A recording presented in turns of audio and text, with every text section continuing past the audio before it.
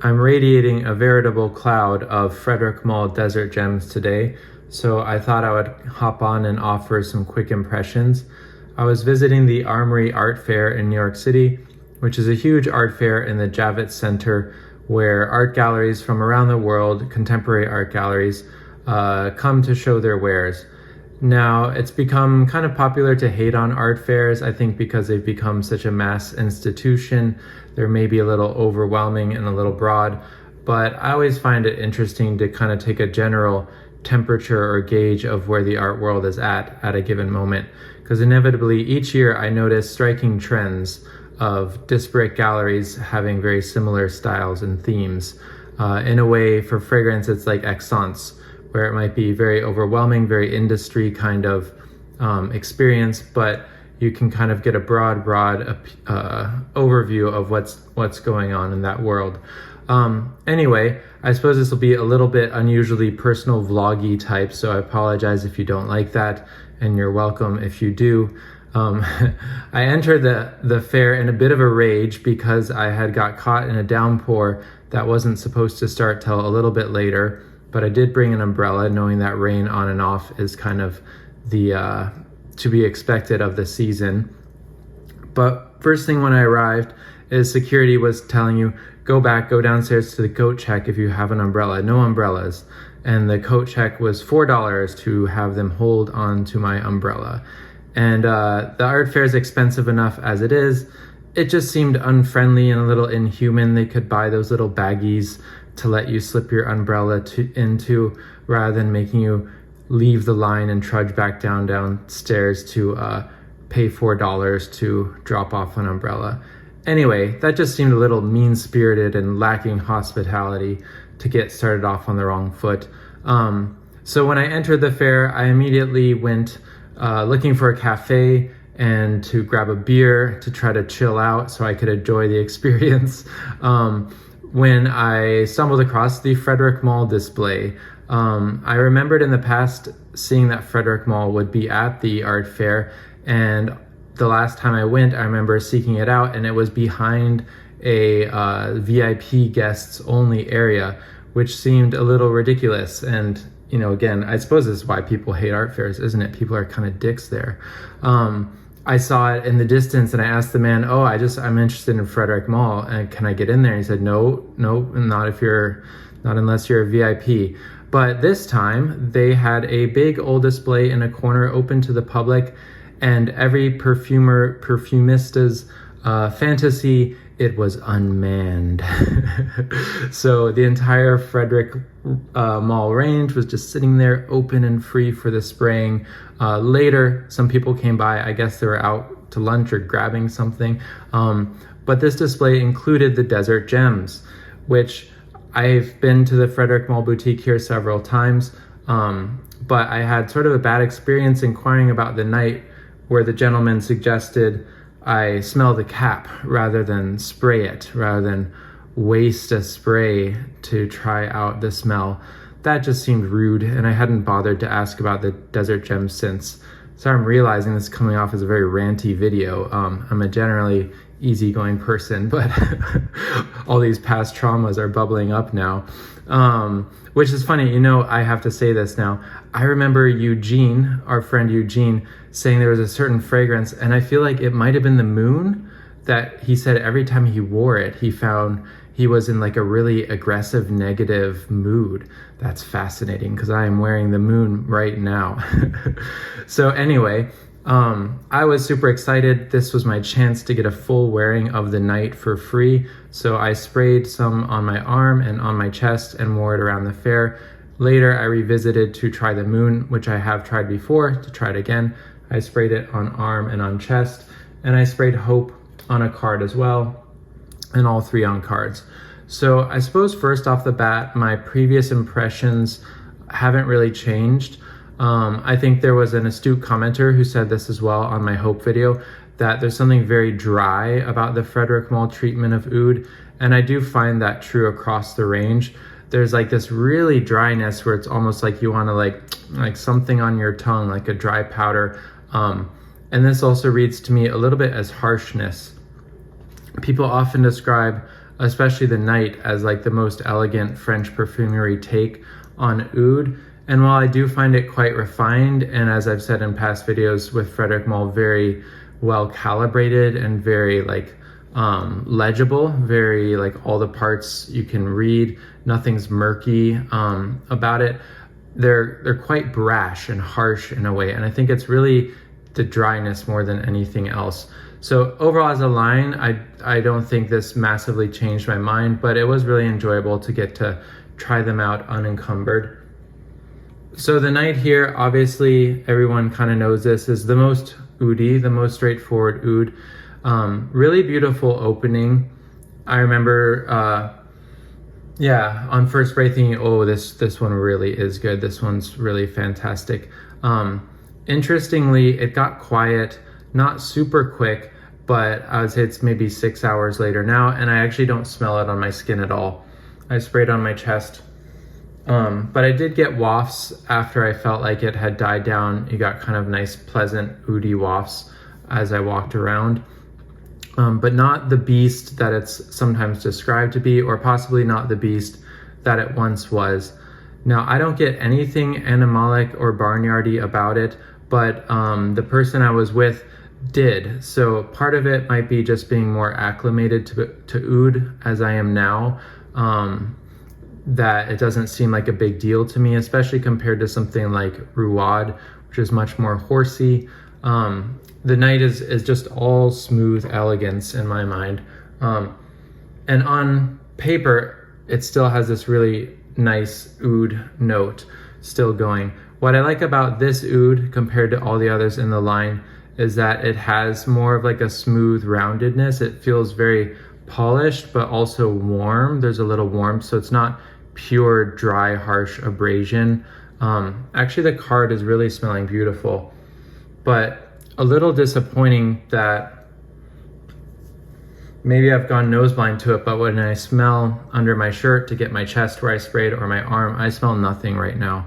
But the card still smells great. So there's not much else that can be said about it. Others know it better who have a bottle. So these are just like very vague impressions and overview of the line from just being able to test them today, some on skin and some on card. But definitely my favorite of the bunch. No way I'm going to part with $2,000 for it. I really wish they still made 10 milliliters of this or would release some more. They do exist. I had seen them out of stock on websites, so I know they existed at some point. But if I was to get one from the collection, it would still be the night. Another just little memory, I can remember back when the Desert Gems was just whispered about in closed quarters, that if you asked politely, there was this secret, super expensive oud fragrance in the back that they would pull out, and that was the night. And I do have a feeling, probably due to just having to produce larger quantities of it, it must have changed since then. And I kind of wish they had kept it as this secret behind the counter kind of thing, especially at such a high price point. But it seems like with the oud craze growing and also people's tolerance for high prices seemingly growing, that they really capitalized it on as a whole like line within the line, rather than just one secret one-off extremely special fragrance in the back. So next up, I sprayed the Moon, which I used to have a sample of from Nose, and I didn't really like it then, but I thought I should revisit it now. And on opening, I thought, wait, maybe I misjudged this. I really enjoyed it. I like the burst of fruity freshness you get along with the oud and the smoke. But what I didn't like about it then is what I don't like about it now. As it dries down, again, it becomes a lot more dry and like smoky. And it really does, I'm not the first to say this, obviously, but it's spot on the smell of a hookah, of like a raspberry shisha. I prefer that smell to cigarettes for sure, but it just, I think if I wore this as a fragrance, it really smells like I've been at a hookah bar. And you know, those people, like their hoodie just smells like it. They're just all their clothes. There are worse smells in the world for sure. But as a fragrance, it's just not something I want to smell like. The Moon is still going really strong. That started to overpower the night, even though I sprayed, I think 3 sprays total of the night and 1 spray of the Moon. The Moon I can still smell on my arm quite well. I do think if you like this fragrance, it's really well done. It's one of those where I can say quite confidently that it's extremely well done. It's just the smell is not really for me. And then I sprayed again, Hope. This one I have got a sample, a real sample. Again, when fragrances are new, they tend to be more generous with these things. So I'm excited about that as I can give it some more wears. But compared to these two, when you smell it up close, it's really, really harsh and abrasive. It's like smelling some like harsh disinfectant chemical.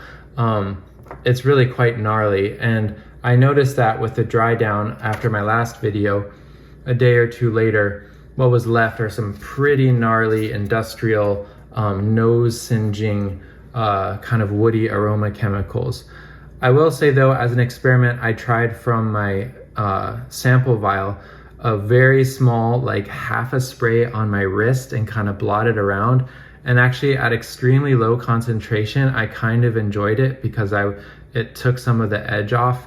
But it's a pretty gnarly fragrance. But again, I'm not the kind of person who likes really big, loud, abrasive fragrances. So I can see people who do like that enjoying this, which brings me to a final thought I had today, which is related to Amouage. And I've said before that Amouage is also a little bit the antithesis of my style. It's a brand that I highly respect, and I can totally get their aesthetic and understand the market for it, but it just doesn't speak to me. And I was thinking, yeah, if you want this big, abrasive, bold, dry oud and incense, you could do just as well with many Amouage offerings. I would say in comparison, do these smell more expensive? Because certainly they are. Honestly, not really. They just smell more simple, which in my mind is a good thing, because many, especially of the most iconic Amouage, are just too many notes, a little convoluted for my taste, a little complicated. So these have that Frederic Malle precision of intent and purpose, and sort of like, I always think of like a watchmaker, of just how precisely they wear, how precisely they open and dry down. To me, this is the true genius of the Frederic Malle brand. But it's interesting because the Frederic Malle mainline could not be more me. It's just like the style of those, the genres just speak to me like it's like putting on your favorite t-shirt. It just feels instantly like, yes, that's my jam. But then the way they do oud is really completely the opposite of the kinds of things that I like in general. So it's interesting just how different the feel of the oud range is in comparison to the rest of the line. But I suppose that's good. It gives you variety within the line. But I would say, yeah, I kind of think go experiment with Amouage if you haven't. But if you're hankering for a desert gem but just don't want to let go of a grand to get one, I think Amouage has that same kind of dryness and boldness that some of these have. I suppose you could argue, well, there's silver oud, there's the oud attar. I was gonna say you could argue that Amouage maybe doesn't have anything quite as full on oudy as the night, but I think they do. But usually just with a lot more accoutrements. So that's my quick, I guess not so quick, but roundup of my experience getting to try all these. Again, I hadn't talked about right now Promise, which I have one of their like little 3.5 ml that, again, I just find that one a little too bitter. The Cypriol just really like pokes me in the eye and I can't stand it. And then the other one, I do have a sample and I've worn several times, and I believe I discussed in another video, is Dawn, which I think for me is the most my style, the most kind of fragrance I would wear. And I believe I may have said this in the other video, and it might be heresy to those who really love that fragrance, but after a couple wears, I started to think this smells just like something else, and that something else was Uncut Gem. And I do wonder if there's a slug of ambrosinide sitting at the bottom of Dawn. To me, that's not a bad thing because I actually like Uncut Gem, but now I just can't unsmell that. Of course, it's Uncut Gem plus oud and frankincense and other things, but that's kind of the smoothest and most discreet of the line, and I really like that one.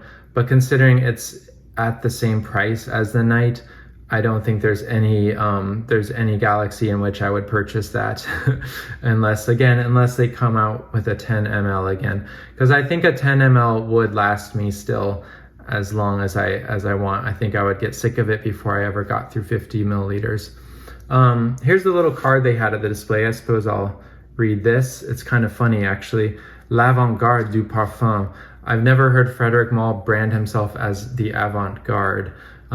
That's quite funny. We cordially invite you to join us at one of our boutiques. Frederic Malle elevates perfumery to art, where for the first time in history, perfumers sign their own masterpieces. Each bottle holds a unique yet timeless work of art born from a passionate exchange with a perfume creator. So that's a little bit funny. They're kind of art world branding. It was also quite interesting seeing the display fully open to the public. A lot of people were interested. A lot of people were spraying the Desert Gems in particular. So I think it's a good move. It's a good, I suppose, segment for them to market towards, the art gallery world. But it's nothing new. Don't come at me saying, oh, this is like some scam marketing after Frederic left. They've been sponsoring the Armory show as long as I can remember, but this is the first time I saw this full elaborate display with bottles of the entire range just sitting out there for the testing.